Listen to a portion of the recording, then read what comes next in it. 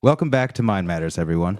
On today's show, we're going to be picking up on a thread that we left kind of dangling at the end of one of our previous episodes on Christianity and its positive impact, some of the positive impacts that it's had on Western civilization. Now, that show was based on the book Victory of Reason by sociologist of religion Rodney Stark. And in that book, he basically argues that the Dark Ages were not dark ages. They were a time of technological innovation and religious innovation and social innovation that led to science and that led to capitalism and that led to many freedoms that we today see threatened by autocratic and technocratic forces. Now, at the end of that show, I read a quote from a book called Mimesis and Intertextuality by Dennis MacDonald. And that quote goes as follows. This was what made the Christian gospel something familiar and alluring, even captivating for the masses of people of the Roman world. It was a story they had heard long before and had learned to admire and respect. Stories of endurance, of suffering, and courage in the face of overwhelming fate had prepared them to hear the same story again, but now one in which they themselves were included in a new way.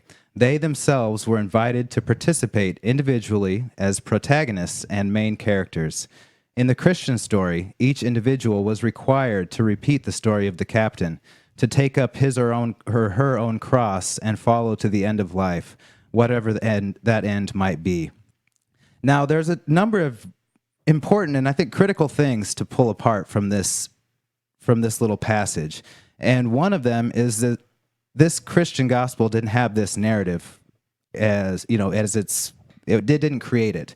It pulled it out of a long history, a rich tradition that was created in the artistic imagination of many philosophers and playwrights and poets, and that recast it in a form that could be practiced by the masses.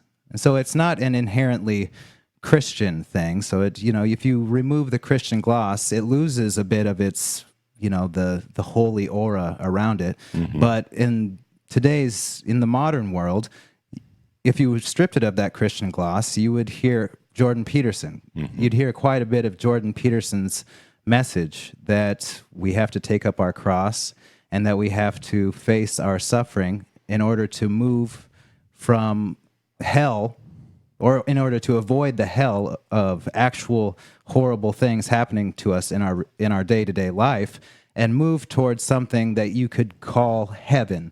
It's something that's distant. It's a star overhead that you're constantly striving for, that you'll probably never, ever reach in a physical life form, but that possibly, if you have faith, maybe there is such a thing as a heaven, a place where suffering doesn't exist.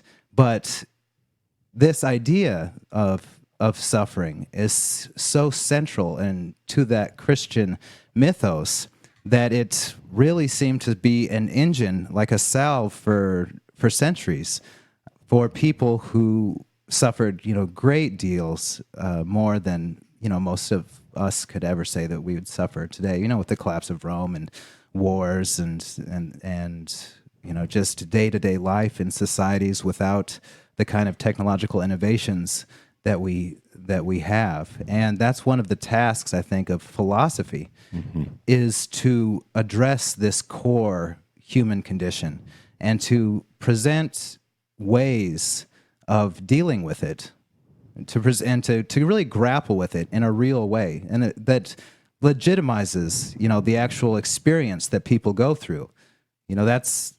That's, I think, one reason why Jordan Peterson is as popular as he is because he does that. He comes to you at your level, and he says, we're all slobs. In some way, we're all slobs. We all make mistakes. We all are capable of great moral failings, that will then lead to catastrophe.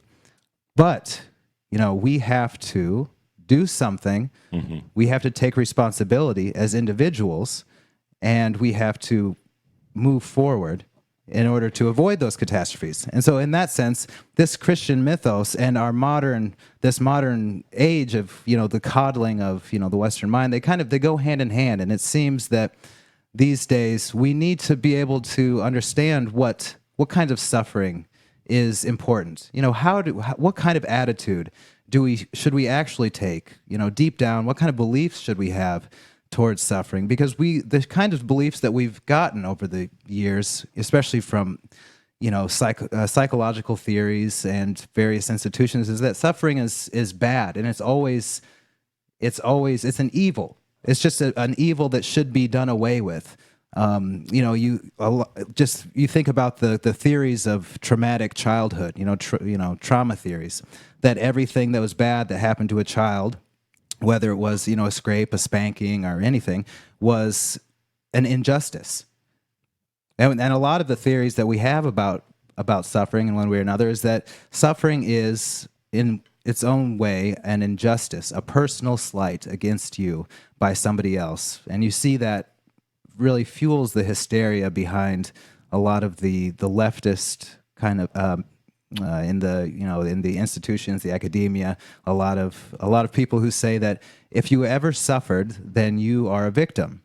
And as a victim, now you claim this special place in society. You claim this special role, almost in a strange way, almost like a bastardizing of the Christian mythology, where the suffering of Christ was used to motivate people to ascend their suffering. You become the Christ child, the victim child, and everyone should worship you. Now you are the one who the people should be making, amends to, because it's your personal suffering that is just the worst possible catastrophe in the universe. But at the same time, we know that we don't want people to suffer needlessly, and we take suffering seriously. Even the claims of legitimate people on the left of suffering, historical suffering, is, you take that seriously. The suffering of slaves, the suffering of empire, victims of empire. That's the kind of stuff we want to take seriously. So on today's show, we're going to be kind of just unpacking a lot of that and seeing, what does it mean to take up your cross and to move forward until the end of your life versus just suffering needlessly. Well, you said quite a lot there, Corey, and that was a great intro because, as we know, there are different types of sufferings. The philosopher, spiritualist, guru George Gurdjieff made a lot of important distinctions between the types of suffering that people experience, and he broke it down for people. And what he was trying to convey, I think, is that there's a lot of mechanical suffering that we're not really privy to, that we're not conscious of, that is mechanical, that is in reaction to something that offends our self-importance, our ego, that is due to programming. And like you said, with this whole kind of leftist hysteria and reaction to injustices and that whole movement would seem to me to be a very kind of mechanical, unconscious form of suffering that calls for a reaction to everything instead of a kind of self-aware, self-reflecting processing of suffering where it truly exists and where the offense may truly come from. So he was very important in modern thinking, I think, in introducing these ideas, because what he was really saying was that suffering, because he had also introduced this idea of conscious suffering, of picking, choosing your own cross and bearing it and living with it in the way that Peterson would propose. He had a number of things to say about that throughout his life. This was an interesting quote from his book Beelzebub's Tale, which I was thinking about when you were giving your intro, Corey. He said, "How is it to be with us? It's not to say I wish to serve. I must be able to serve. It is not legitimate to say, I'll serve when it suits me, because it works out that we have to serve just when it does not suit us. We have to be like the air and let everything take us. Deny ourselves to nothing. Let everything be transmitted through us. And here is, this was actually the intro to a quote from an article that I thought approached these ideas very well. The author writes, "A multitude of things in life clamor for my attention. Rather than attempt to quiet the noise of distraction by mechanically doing, I have found that I am most at peace when I take time to sink into the moment and trust the spirit within to discern the next action."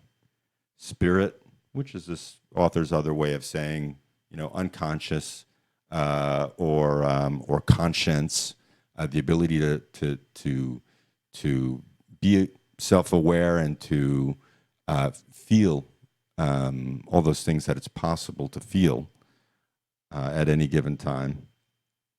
I have found that I am most at peace when I take the time to sink into the moment and trust the spirit within to discern the next action. Spirit may request that a neighbor be asked to dinner or a child's behavior be addressed. It may be as simple as sweeping the floor or emptying the trash, or as involved as writing an article. At times I may prefer to walk on by, but the nudge comes into my consciousness to see what is necessary as necessary. Whatever it may be, once it is seen, becomes my duty to consciously tend to it. This action of service is liberating. Rather than grasping for my old self and avoiding reality, the very thing that is unfolding before me is reality. I consent to this conscious labor of love and intentional suffering, knowing that with each step I take, God's love has always met and will always meet all my needs. I give freely and receive joyfully. So there is a kind of a training, a programming that exists, I think, in our generation, and especially the new generations, towards self-gratification, towards ego-boosting activities and dissociation, which give very little direction or instruction on how to be. Just basic living, just basic interacting with one's environment and one's others, and being responsive to the needs of our environment and the needs of people that we're in relationship to. And it's the kind of moment-to-moment pursuit of being that responsive to the needs of people in our lives, to the needs of the tasks that need doing and need doing now, and putting aside our preoccupations, our picadillos, our unconscious comfort food eating, our indulgences in basically, channel surfing or spending untold hours on YouTube because we're learning something. It's those things that we can avoid and replace with, I think, a conscious intention to grow. So I would say that the mechanical suffering in part comes from this reaction to not being able to do many of the things that we want to do because we have to do our chores, because we have to go to work, because we have to pick up the kids, because our some other shitty task has fallen on our path that needs taken care of. When it's all those things really that on a very basic level should be met with some amount of, if not eagerness, then proactivity. And I'm not saying that it's easy, but the point is to be as aware of the fact that it's not easy, even when it's not easy, as when it is. We do it because it's not easy. Is the point, I think. All right. So basically, a lot of that, it sounds like, is just avoiding suffering. That's the, yeah. Yes. Yeah. Okay. That's so yeah, I think you made a really good distinction there between the awareness involved in actually doing things intentionally, like just intentionally working, and just being angry or resentful or getting bitter because everything's just happening to you. Mm-hmm. And how else could you be, if everything just happens to you and you just don't have a sense of control over really anything. But like you said, like in this modern generation, you can just, you have a modicum of sense of control is that you can, push a button and you get an instant hit of, inner endogenous drugs, essentially. Mm-hmm. You just push a button and you're like, boom, there's another hit. Boom, there's another hit. Boom, there's another hit. And I mean, how many of them are just burned out at this point, practically junkies? That in and of itself is a huge source of suffering in this generation that, in previous generations, you learned how to sit. If it was playtime, you got a stick. You just playing in the mud, just sit there with a stick. That's learning how you feel when you play with a stick in the mud. You're like, oh, this is kind of fun. This is kind of neat. And then you learn how you feel when you're in trouble. Very important to be able to tell the differences between extremes in emotions and in sensations. And that's one of the roles, I think, of suffering in our daily, just in the history of life on Earth, really. I mean, how else do you know for sure that you've really screwed up if you don't suffer tremendously for what you've done? Right. That's why we have it in our justice system. That's why you introduce, larger and more severe penalties for people who've done worse things, is because suffering is at the root of our experience on life. It's the whip, at our back. We're Sure. all kind of slaves to it, really. It's just the whip that tells you, nope, not done yet. Keep going. Nope, you did that wrong. You screwed that one up. Your whole life's a mess. Oh, now you're getting eaten. So now you're done. And it's at the core of experience. So I think one of the attitudes that's missing in the debate, and that is obviously being filled with other alternative sources like Jordan Peterson and other various philosophers and critical thinkers, is that you just have to accept it as an objective fact, even though we know that it's not fashionable these days to have an objective fact. It's just, why does the fact have to be objective? I should be able to say or think or do whatever I want at my whim. It's like, no, that suffering is there to remind you, really, that you are not in control, that you are not the center of the universe. You haven't learned everything. You're not God incarnate on the planet. And that is fine. That's normal. And obviously here we're talking about, I think, like a psychological kind of suffering.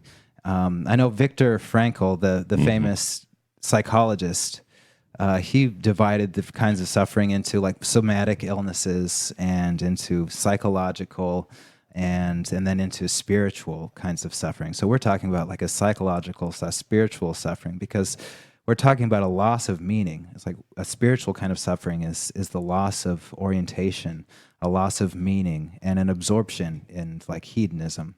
Even though, we think, or part of us thinks, another really important distinction, I think, made by the philosopher you brought up, Gurdjieff, that part of you might think that hedonism is great, and in the moment it might be for that part of you, but we aren't the dog that part of us thinks it is. that genetic kind of just lowly earthly, just get whatever, make me feel better. I'm a monkey essentially. I have the genes of monkeys and all dogs and all of that, running and firing off. And it's, obviously there's a different part of us. And that's another thing in the Christ myth that I think is so powerful, is that it hits at this subjective sense of suffering, right? The very subjective nature of it, but it objectifies it in terms of everyone can see it. They can witness it in this sacred figure who really can't be faulted because he was perfect. He was the greatest, the greatest man ever. He gave everything, and then he was slaughtered and suffered horribly. But he was also God. So this in doing so, in suffering all of this, and then in this great amount of suffering, he was transformed, and then he went to the right hand of God, and that was the implicit kind of promise I think that everyone could pick up on, is that if you do carry this cross, if you do live for a purpose, and what higher purpose could there be than to enact God's will on earth, to forgive the fallen, of all humanity, and to give them passage to eternal life. What higher goal is there than that? But that was implicit, and that's one, when you unpack the idea that's deep in there, is that if you suffer for a higher ideal, if you suffer for the highest ideal possible, that there's a transformation that takes place. And a lot of people, when you look at it, you can't look at it scientifically. There's probably ways that you can analyze it scientifically, but obviously you can't really theorize it in terms of science, because you can't really trap that kind of stuff in a laboratory. First of all, it's highly unethical, I think, to force people to suffer in a lab, and then, to identify, and then how would you measure? You could operationalize possibly, and then measure how they grew as people. Obviously, we're not at that point yet in terms of even desire to do such a thing. But historically, you can look through history, and you can see how that exists as an objective fact. Mm-hmm. And if you believe that and you pursue that, there is transformation possible. And yet, it's a very tricky thing, because obviously you can trick yourself, like I was saying before. You can trick yourself into thinking you're suffering for some great thing, but in fact you're just kind of suffering uselessly, because like all of us, you're just stuck in something. Maybe it's indigestion, or maybe you're eating unhealthy foods, or maybe you are you have these beliefs, like we talked about in a previous show on psi and psychotherapy, on how if you have a belief that's implanted in you, imprinted in you in like early infancy, then that belief can influence you for the rest of your life and ruin your relationships, and ruin your ability to even open up emotionally to the possibility of finding something higher.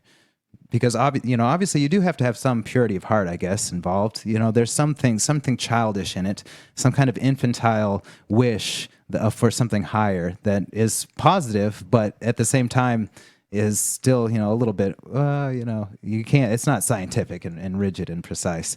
But anyways, like I was saying, like for example, we talked about this gentleman who he was neglected and abandoned by his parents when he was, an infant. He was abandoned, and he was taken to his grandparents by social services, and his grandparents raised him for a little while, but then they weren't able to anymore. So then he was put into foster care, and he did the rounds in foster care. And then in every other respect in his life, he was highly intelligent and successful. And yet then when he went into the therapist, he was just complaining about how he had ruined every relationship he'd ever been in. He didn't understand, he had money, but he just could never, he never felt warmth around other people. That just didn't happen. And so as he unpacked it with this therapist, he realized that, one of those, that disruption of his attachments when he was a young child had led to the manifestation of this belief that, people don't stick around. You can't rely on them.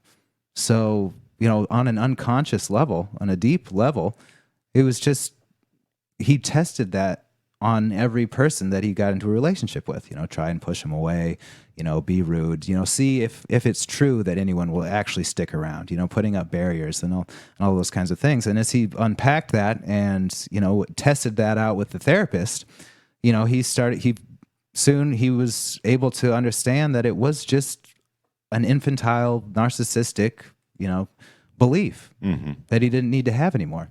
But we all have similar, type beliefs, pathogenic beliefs that are imprinted for any kind of reason. You never know. It's like, obviously life isn't perfect, but as we said, it's if you're looking at it from a spiritual point of view, from the transformative point of view, then if you accept suffering as it is, as like a fact, then that can become like the fuel, the fire for your personal growth. And so obviously what he did by becoming aware of the problem and then realizing that he had to fix the problem somehow, and then going and seeking out, the way to fix it. And obviously he'd been to, other therapists and but nobody had really understood what the problem is. But then once he got that knowledge, that information, then he was transformed. Right. And so that process right there is, that is, isn't that our goal really in life? Isn't that what we all want? Is that kind of a transformation? If you could just, because there's so many issues that we aren't aware of, but we know that there's an issue, but we keep it below awareness because it feels like if you to bring it too much into awareness, then you'll feel guilty and you'll feel your conscience will strike you, because it seems to me that if you know that there's something wrong and there's an issue that's causing you to suffer and you're aware of it, you know that it's there, but you refuse to solve it, then you've sinned. On like a deep kind of, using biblical terminology, that you've sinned against yourself in some way, and it feels like a sin because you're making life harder for yourself and for other people, and that's just the human condition, really. But if like this, like that gentleman, when you see that there's a problem, and then you seek the information and the knowledge, seek the truth, really, to solve the problem, then you have the opportunity to transform not only for yourself, but for others. So, this is like obviously an empirical, historical, fact that we all understand. Yeah. And that's at the core, I think, of the Christian mythos that we open the show with. Well, that brings up a number of different ideas and thoughts for me, because for the to begin with, that's a great example of conscious suffering, which is this man's attempt to meet his issues head on, to be cognizant of them as issues, and to seek out assistance in identifying not only how they have shown up in his life, but the very causes of them. Sitting in a room with a therapist and facing those things, being aware of them, is a process. It's a difficult process. It requires some amount of courage and pain in the moment, emotional pain, psychological pain, where you're groping for understanding, for closure, for a way forward that doesn't feel like this kind of automatic, blind reaction to stimuli that characterizes the way I think a lot of people live their lives. I was reading an article this morning about defense mechanisms, and the author, who was a psychologist or a psychiatrist, I forget which, broke down the various types of defense mechanisms that individuals use when they feel like they're being attacked, or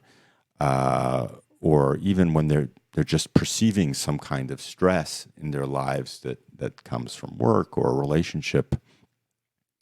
And what he said was that there were primitive defense mechanisms, which were basically like projection and reaction, basically the mechanical suffering that I think we were discussing here a moment ago. And then there were more mature forms of defense mechanisms that went some way towards being constructive, even if they didn't completely address the situation or address the individual's own understanding of their own struggles. And then there were more advanced forms of defense mechanisms that were actually fell into the camp of being assertive, being not lashing out and being reactive, but taking a more objective view of the issue at hand and responding as appropriately as possible, given the amount of information the individual had about the threat or the stressor that was giving them a problem. So, and the thing is, you really have to have had engaged in some amount of therapy or read enough about psychology and some of these ideas to recognize when the suffering that you're experiencing is basically your own fault, and basically something that you're not taking responsibility for. And the way you address it is to lash out or project all kinds of nasty things on others. And there is a type of more advanced defense mechanism because we do want to protect ourselves. We don't want to, we'd like to, I think part of the aim, part of the goal, at least for some folks, who I count myself among, is to grow and to respond to things as constructively as I know how to. By the same token, it's it's work. You can catch yourself being defensive and deflecting criticism and saying, you know what, sheesh, you're right. That was a mistake on my part, and I was reacting. And okay, let me think on this a minute. That takes humility. That takes a certain amount of injury to one's ego. So another part of this whole discussion, I think, is about the ego and all the lies we tell ourselves to make us feel better about ourselves. We all want to be admired, and we all want to project an image of having our shit together and being successful to some degree or another, and have a certain level of attractiveness and appeal. And we want to look good in front of people. And unfortunately, it's the extent to which we lie in order to project this image of attractiveness, good qualities, intelligence, that really opens ourselves up, I think, to having the universe from time to time give us a big, whopping whack on the head. And there have been times where I could trace my own experience of getting these whacks to the head back to, gosh, for the weeks following that whack, I was kind of being self-indulgent. I was with my diet, with the things that I was allowing myself to pay attention to, with my dissociative habits. All of these things add up, and then when the suffering comes, when the reminder that I ain't all that occurs, it's in one respect, you can take a step back and say, well, good, it's a grounding. Suffering is good for the soul. I'm being reminded of the cross that I'm choosing to bear and just wanting to be a decent person. But at the same time, there are days following this reminder, this alarm clock, this objective signpost, if you will, that comes from people around us, comes from the world at large. It's painful. It's, and unless you're a robot, we all know what this feels like. It means shallow breathing. It means headaches. It means difficulty sleeping. It means, it could mean all these things. It might look a little bit different or varied. And there's just this feeling in the body and in the emotions, which is just, sheesh. Well, how do I get through this? This is awful. But it's during those times, I think, that we have an opportunity. And that opportunity is to make all of the reasons for the suffering and the experience itself as conscious as possible, which is to say we don't want to repress it or shunt it away or gloss it over with more dissociation or alcohol or movies or whatever it is, or comfort food, whatever mechanisms or tools people use to medicate themselves away from conscious suffering, only makes the situation worse. And, I've had that experience too. Family difficulties and sheesh, I'm gonna have 2 martinis tonight and I'm gonna watch a stupid movie. And you know what? It doesn't make anything feel better. In fact, it just makes things worse, especially if it's in your nature, or if you truly desire the growth that would come from dealing with things properly, or at least constructively. So, conscious suffering, being aware of oneself as one is going through it, and even saying to oneself, you know what, this sucks, but I'm still gonna throw out the garbage. I'm still gonna clean my room. I'm still gonna respond to people as well as I can and not put it on them. In fact, it might be a good practice to share the suffering, not to bring another person down, but to definitely share the experience with someone else, to put it into as objective in terms of objectively as possible. So that's one way to, I think, constructively deal with the process. Mm-hmm. Preach it, Alon. Well, that was great. I think that was really great way of summing up the process. As you were talking, I was thinking a lot of different things came into my head about, just how we can kind of gloss over different problems that we have, and how that in and of itself, like you said, it doesn't solve anything. At the time, it might dampen the pain of the suffering, but that's part of the wrong attitude, isn't it? Because it's like the responsibility, the aims that we have in life really create the world that we see.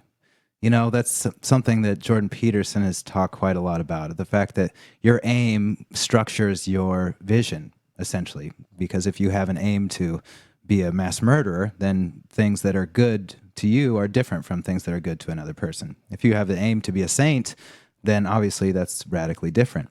The world around you appears different. Depending on your aim, you use things differently.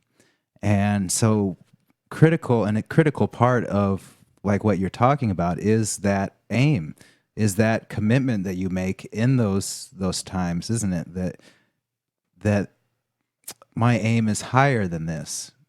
My aim is higher than that, and I have to voluntarily suffer some things.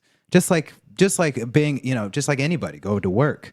You have to, no, work isn't fun, full of suffering. You work, especially if you work in some ridiculous job. People who are downwardly adjusted in their work, so they work jobs that they've got PhDs, but they're working behind the counter because it's the only way to pay their bills. They're more intelligent, but work, they have to work. The attitude they have is that I'll suffer voluntarily. I'll accept the suffering. Mm-hmm. Or another example that I recently read, a doctor, that works 30-hour shifts, mm-hmm. but they suffer. It's suffering, but they do it voluntarily just because it's part of their aim to help people, to help the people that need it. And in certain, you never know when you're needed. And if this situation calls for a 30-hour shift, then I've got to do it. And I suffer voluntarily. Obviously, we all have limits on what we're going to voluntarily suffer. And some of us have some of us, it's like a pinprick, and we're screaming, orange man bad. Orange man, yeah, but it's a pinprick, and all of a sudden the world is crashing down. How could, let's start a revolution right now. Right. And then, obviously, you look back at, our ancestors, and the kinds of environments they lived in, and the thick skin that was required, and the kinds of suffering that caused them or other people with debilitating illnesses, people returning from war. Suffering is different, but we all have a threshold on what we will voluntarily allow. And I think that it's important to include in our awareness of suffering those kinds of suffering, and to really incorporate that idea that we can include that into our threshold, and that it's beneficial. That that conscious suffering, where you see all of your mistakes and the warts and how you failed people, or mm-hmm. and you don't just try and cast blame on somebody else because somebody else's fault. If they just hadn't said that to me, I wouldn't have been that way to them. It's their fault. Mm-hmm. They're the ones who started it. But when you really, on an individual level, could be true, right? Could be true. This other person starts a fight, you react belligerently, something bad happens. It takes two to tango. We all have choices, and we all have, and those choices have consequences. And, when you accept the suffering that comes with, that gut wrenching, jeez, like you've just seen a ghost, like you're just seeing your skeleton. That's positive. That's healthy, and that's beneficial. That's not a needless or evil form of suffering, but that is the transformative type. That's really an opportunity, isn't it, for you to make a commitment to say, like you said, to bring all of these things into awareness, to say, so you can trace it back, right? You can do like a psychological history of why you made this choice, why you behave this way. You've behaved this way in X number of situations. That's why people react to you this way. It's no one else's fault. It's this is on you, and you have a choice. It's your free will. There is free will in that moment. Maybe before that there wasn't, but now, boom, thunderbolt, you're thunderstruck. Now you've got some free will. You can exercise it, or you can just pretend like nothing happened, and like you use that word, just react. Just let everything happen to you, and then just so that you can salvage, like you said, your ego, which is just such a worthless thing to salvage, isn't it? As much as we love our egos, it's like that, or the the larger picture.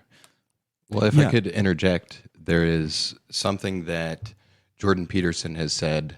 I don't want to say like recently because he said it multiple times, but when you have that kind of situation where all of a sudden you thought you were over here, and then this shock comes to you, and then you realize, oh, I'm actually way over here, and that is it's a call to adventure, as he might put it.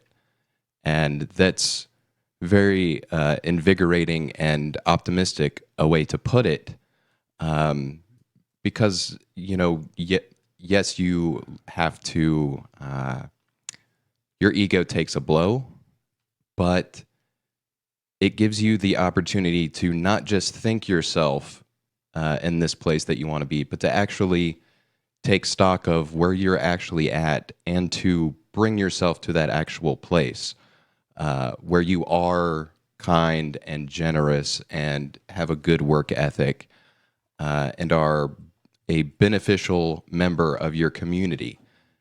And another thing that he's said that I think ties in with it, again, bringing in a invigorating and optimistic look about it, is I think it was a verse from Matthews where it says that to he who has nothing, everything will be taken, and to he who has everything, more will be given, or something to that effect. And it's the idea that if you allow yourself to continue on and you continue making excuses for yourself, to lull yourself into a false sense of security and then letting things slide, it becomes an avalanche. And then eventually, something comes and falls on your head and wakes you up and shows you that you're not where you thought you were, so you have to take stock and reevaluate. But if you do that, then it's a multiplier. It's not just a 1 + 1. It's a 1, 1 squared, and then 1 cubed, and then 1 whatever the fourth power is.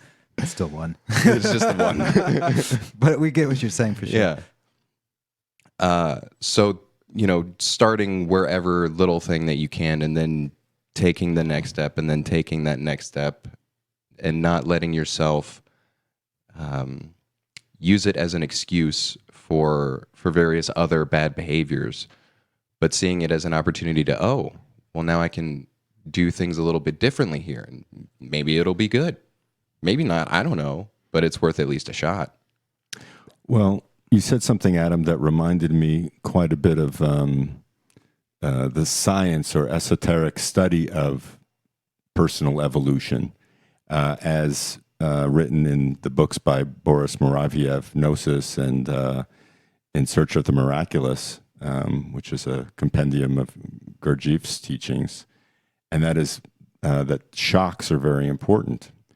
And it's these negative emotions and suffering that we experience as a result of these shocks, which according to these writings, provide the opportunity to grow and create the capacity, if responded to correctly, to have an influx of joyous energy, which is very interesting to me, because it seems that without the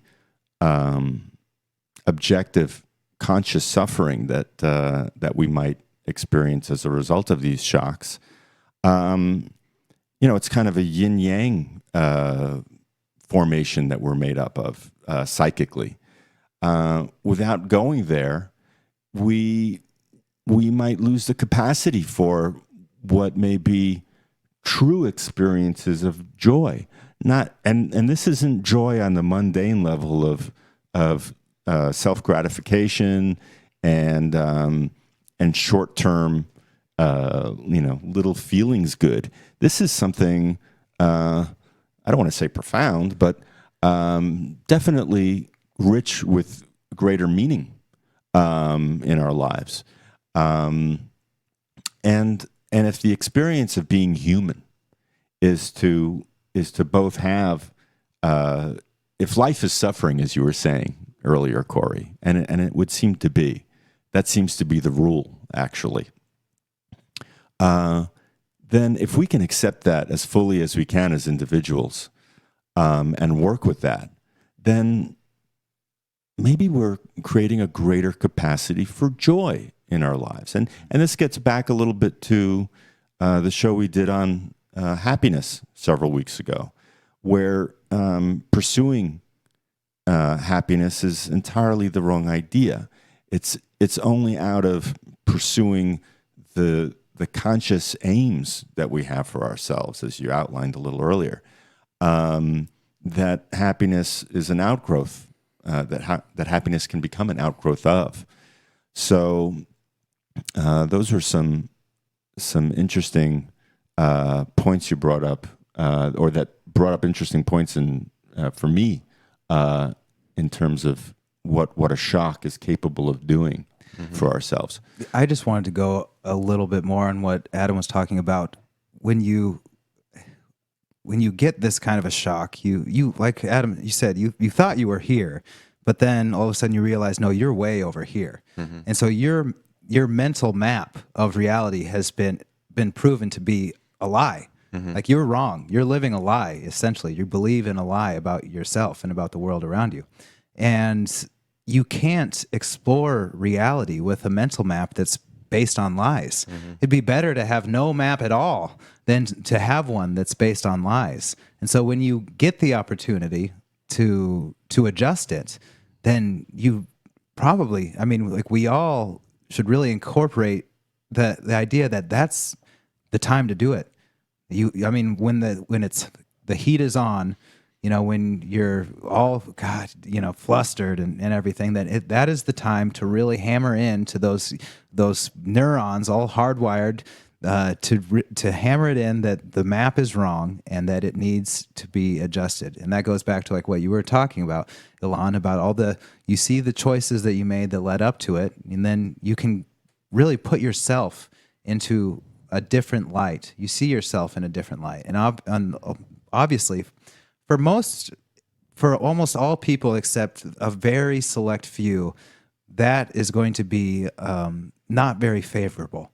It's not going to be very pretty, what you see when you really look at yourself. I mean, there's so few people who are born with such a pure heart and such pure intentions and with such a lofty amount of awareness that they don't make the mistakes that can really heavily impact other people, and that they don't become that they have an aim their whole life, and so they don't become bitter and cruel and hurt other people even sadistic. Obviously there's a large portion of people who they harbor very cruel and sadistic personalities because of the kinds of aimlessness that are just part of being alive. There's just, especially in this day and age, there's a lot of noise out there.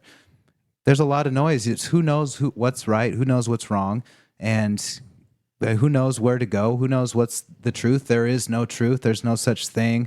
That idea, if it leaves you aimless and you suffer without any purpose, then as Jordan Peterson has talked about, how that you're going to become bitter, cruel, and then possibly even sadistic. And you can't. Well, go back to what I was saying about the mental map.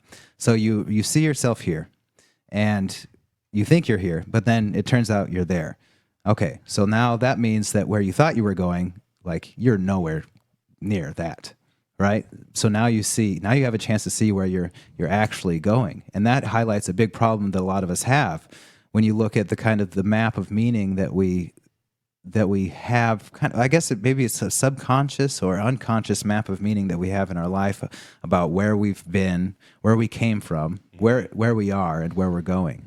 Well, for a lot of people, it's like, how do you really know where you are? I mean, a lot of people probably don't. It's a kind of a tricky question. Like, where are you? Are you talking about just physically? Well, no, we're talking about psychologically, in terms of who you are as a person and what your future orientation really looks like. Is it, are you on a path of aimlessness, and years from now you're going to be drinking too much and hurting the people around you, whereas right now you think that you're going to be super successful in this and that. Do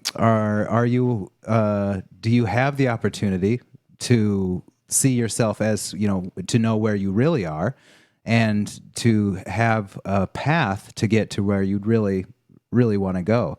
I think that's one of the big positive things about different writing exercises, like the Pennebaker redirect writing exercises, where you take 20 minutes a day for 4 days, and you just sit down and you just write about a traumatic experience that you had. Not necessarily traumatic, but just an experience like we're talking about, like the shock, something that left you just floored. Like, I can't believe, and you were in limbo, hell, lost, and it still upsets you.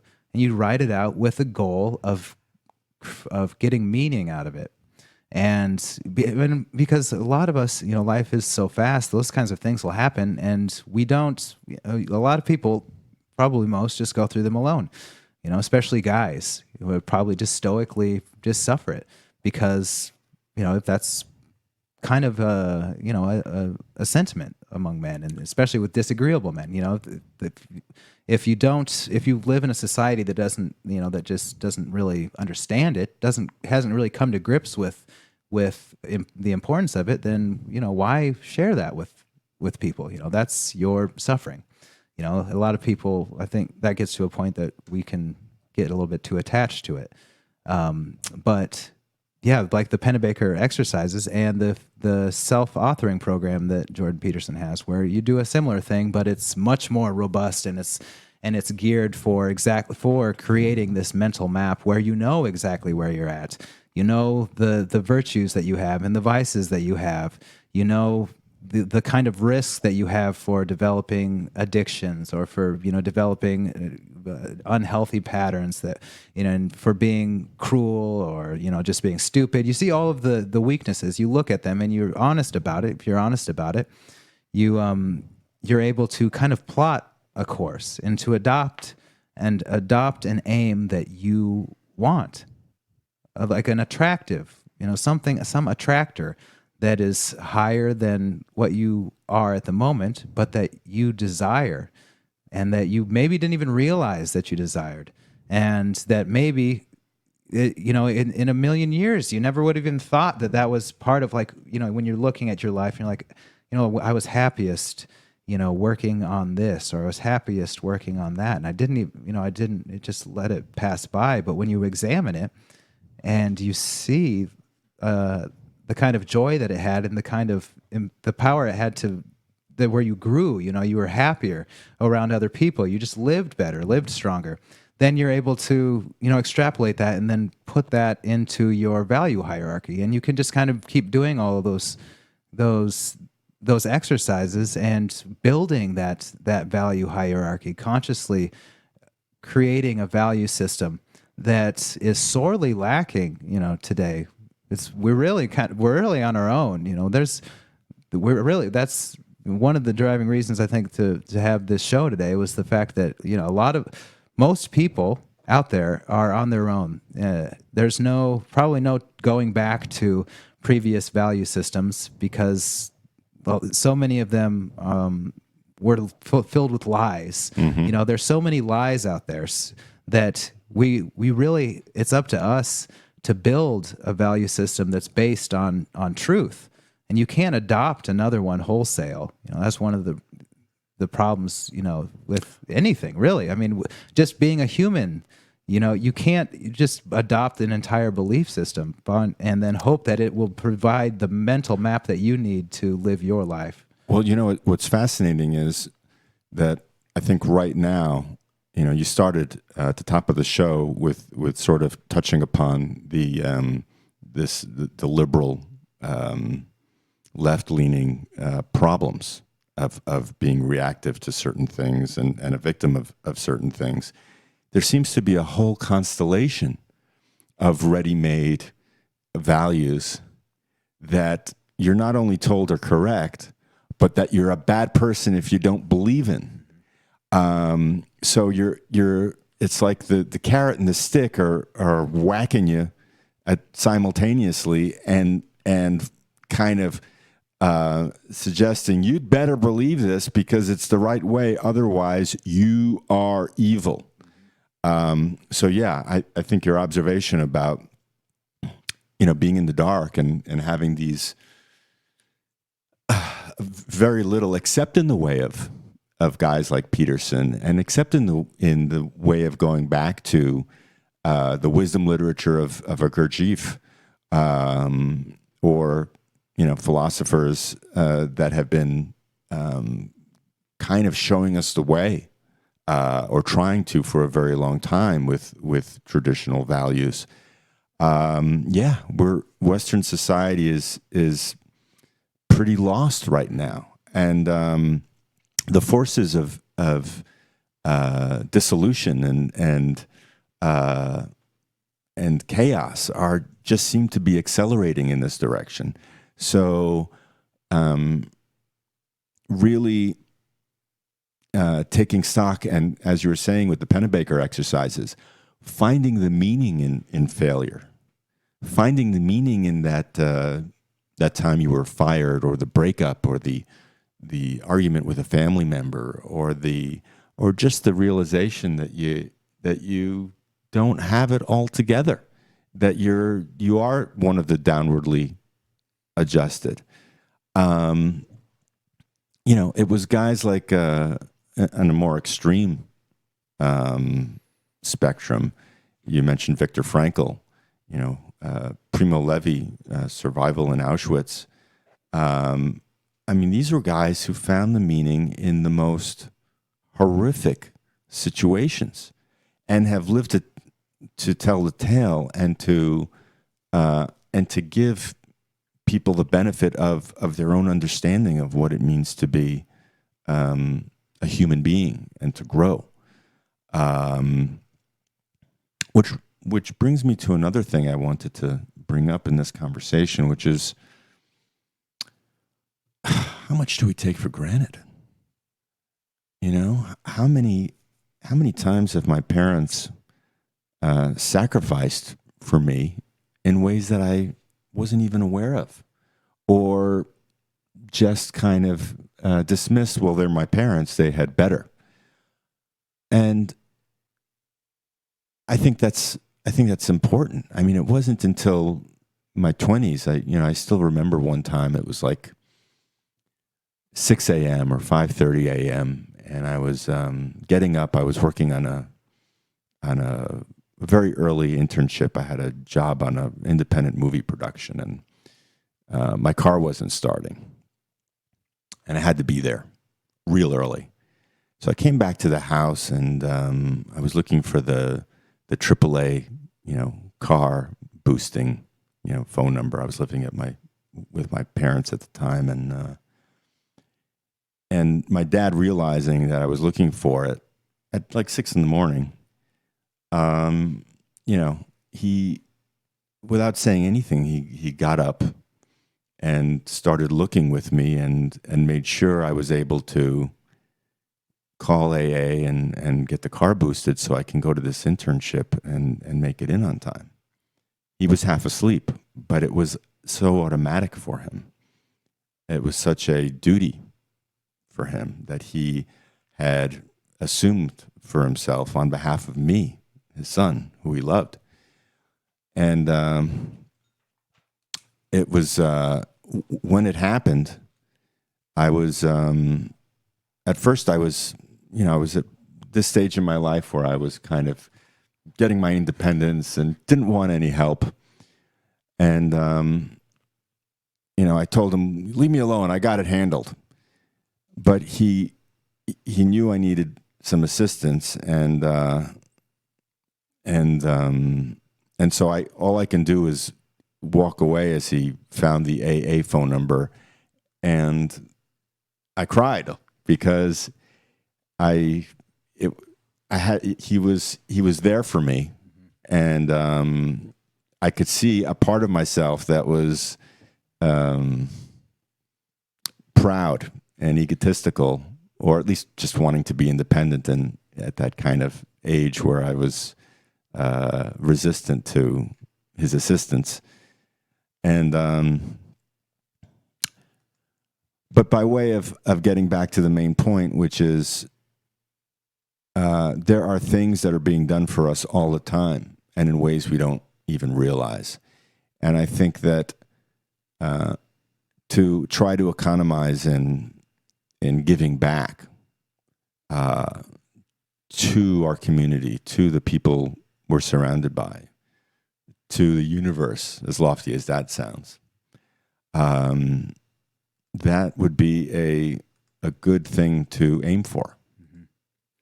That was a really good story. That reminds me of something that Putin was talking about with his father.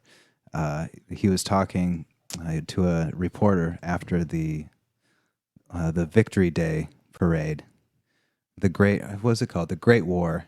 I can't remember what it's called in Russian. I think it was the Victory Day parade, and he was talking about how his father couldn't walk in the first parades because he had lost his leg in the war. And he's talking about all the sacrifices that generation had made, and that it brought tears to his eyes to be able to walk for his father through the actual parade and to honor the great sacrifices that were made. And I think that is another important, really critical thing to keep in mind, is to cherish the individuals and their suffering of our ancestors, not distant, not always distant, but like you said, even our parents and their parents and going back. But for Putin, you could see that it was extremely, as it was for you, it was extremely genuine. The sense of honor that he felt, knowing that the same blood that coursed through his father's veins, the same DNA, the same genes he carried as well. And that's not to get too much into the kind of cost that was levied against the Russian people, but just to imagine that in the 1930s, like 3 or 4 million Russians were in revolt against Stalin, and in their villages, scattered, not connected together like an army, but just in revolt against Stalin because he had cut off their food. He was just going up and taking their grain, saying, we're not going to pay you for this. You have to give it to us. And his hatred for the peasants was extreme. And his preparations for war with Hitler were nil. He was absent for a couple of days after Hitler invaded, and had he was just kind of was in shock because he nothing could run without him, and he was a horrible military commander. He was absolutely horrible. And so to start off with, the Red Army was crushed in many places because he made the worst decisions. He wouldn't listen to anyone. It was only through experience that he gradually came to allow the Russian people to defend their territory, then the generals to act with any degree of independence. And so at that time, that kind of suffering was so great that you were being starved by your own country and invaded by a war machine, and yet still they managed to push back and just destroy a menace that was just unbelievable, and you cannot even fathom. And so just honoring the suffering of our ancestors, and just ancestors in general, and the kinds of achievements that they made, is another thing that is missing, sorely lacking in our in the modern climate, because suffering is we don't suffer so cheap anymore. Why would you suffer when you can do blah blah blah this or that? I can hit this button and I'm happy now. That's just there are, like, as we've been discussing, there are many shades to suffering, and I think that like we said that at some level it's just the whip on the back of every living creature on this planet. But for human beings, there is a transformational quality to it. There's an element of transformation that can be taken in, and especially when we're talking about our moral suffering, when we take into consideration the fact that we are not who we think we should be, and we accept that we need to update our map and to become better. That's when suffering is, that's a good kind of suffering that we should adopt. We should accept that is necessary and just incorporate it into our, the amount of suffering that we will voluntarily allow. I will allow that I have to work this shift because and even though I hate it and I hate these, everything about it, but I allow it because it's life. Same with the moral failings, moral suffering. That's why not? It's time, I think, if we're going to create our own value systems, that we start incorporating things that are good, and ditching all of that, other junk. And then also to appreciate the suffering of those who have gone before and to actively seek to understand it. I think that's another really important piece, that, to understand history, not just by numbers, but by the sweat and the blood and the toil and the names and the people and what they experienced, and to be able to get inside of those events and to appreciate it and allow it to really widen your heart so that you can appreciate what really they created. For who? They don't know. The world that we live in now, do they know us? Maybe. I don't think so. They created it, and we live in it. So might as well be grateful. Might as well, for the things that we do have that are better, that make life better for us than it was for them. That's something that, that is beneficial about suffering, correct? Is that correct? I would say so. And maybe as an exercise, and I've done this a couple of times spontaneously when I happened to be going through some bout of suffering. I thought about people in history who, some famous, some not, who would experience suffering on a whole other level. And that causes me to appreciate it, or appreciate them all the more. It's like, okay, this is bad, and certainly this feels bad, and I feel awful, and this feels like this. And I'm not going to denigrate it or devalue it or say, well, it's nothing compared to that person. But at the same time, you know what? That person experienced this and more when they were trying to do this and accomplish this for people. But one of the last points I'd like to make, and maybe you have something to add to this, Corey. I don't think we're saying that we should seek to suffer. I think the main point is that we should approach it as constructively as we can, using as many of the tools as constructively as we know how to. We don't, I don't want to I don't like suffering, and I don't want to hold myself up as a martyr or someone who is so good because I suffer. And so I seek to suffer because it's going to make me a better person. But it has its place, and it's a big place, and it's an important place. And we need to think about how to put it into perspective in such a way that it serves us to better ourselves and to be better for other people. Excellent point. And on that note, I think we're going to end today's show, unless there's anything else you guys had on your minds. All right, everybody. Thank you very much for tuning in. We will see you all in the next episode that you click on. Hit like and subscribe. Bye. Thanks, everybody.